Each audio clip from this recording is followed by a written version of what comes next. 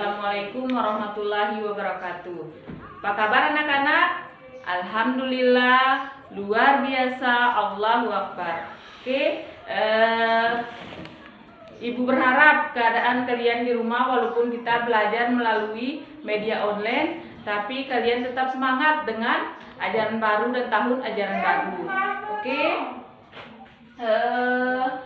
Untuk lebih barokahnya pembelajaran kita hari ini, mari kita sama-sama membaca doa sebelum belajar.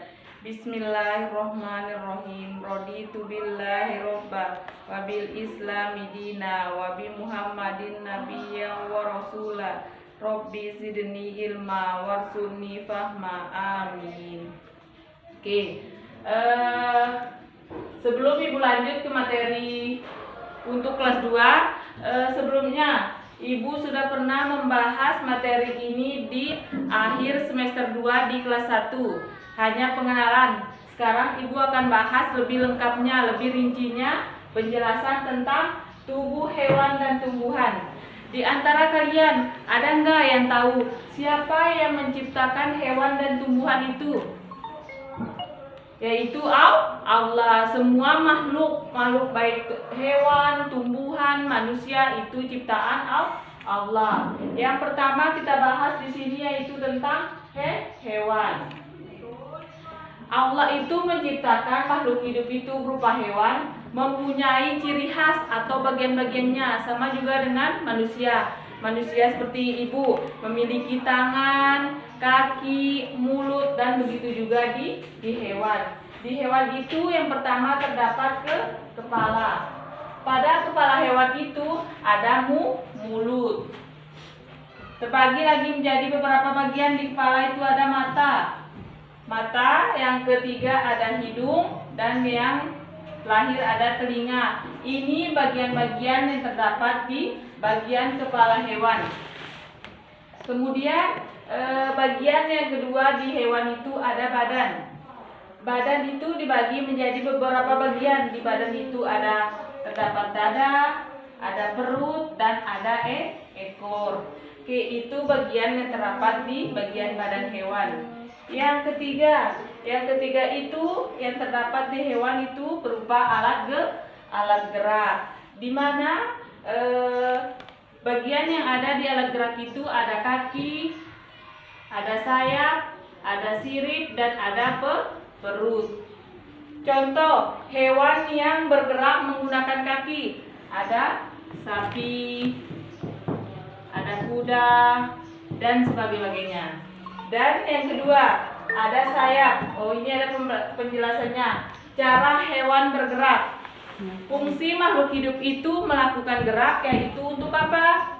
Yang pertama untuk bertahan hidup dari musuh. Itu fungsi mereka melakukan. Dia memiliki hewan itu mempunyai alat gerak untuk bertahan hidup dari musuh.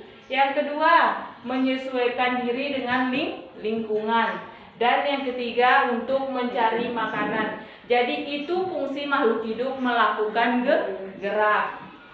Oke, selanjutnya cara hewan bergerak. Yang pertama itu ada hewan dengan cara berjalan. Apa contoh hewan yang bergerak dengan cara berjalan?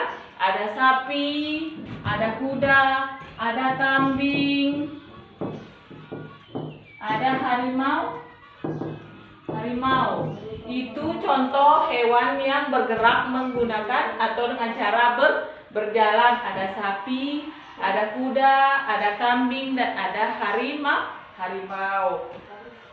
Yang kedua, hewan yang bergerak dengan cara melompat. Ada yang tahu?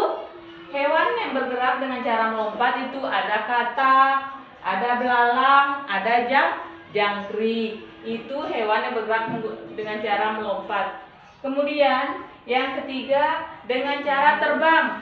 Contoh hewan yang bergerak dengan cara terbang itu ada burung, ada kelelawar, ada kecoa, dan ada kupu-kupu. Itu contoh hewan yang bergerak dengan cara terbang. Berikutnya hewan yang bergerak dengan cara berenang. Ada ikan, hiu, lumba-lumba,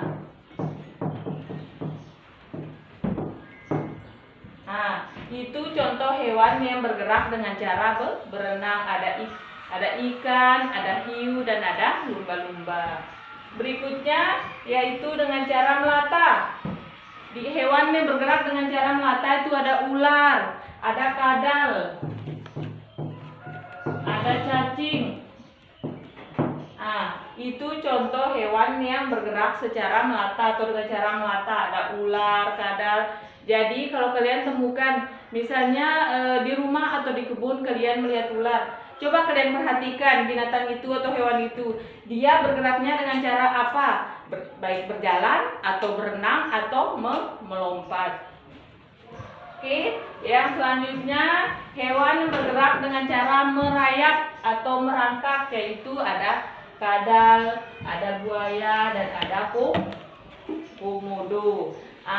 Jadi kalau kalian jumpai di sehari-hari atau di sekitar rumah kalian, misalnya kalian melihat sapi, perhatikan dia cara bergeraknya, apakah dia dengan cara berjalan, melompat, atau berenang. Oke. Kita bahas yang pertama itu, misalnya dengan cara berjalan, sapi. Sapi alat geraknya berupa apa? Kaki. Dia menggunakan kaki untuk berjalan atau mencari makanan. Oke. Itu tentang pembahasan cara hewan bergerak. Saya rasa penjelasan Ibu cukup sampai di sini. Lebih kurangnya Ibu minta maaf. Wabillahi taufiq wal hidayah. Wassalamualaikum warahmatullahi wabarakatuh.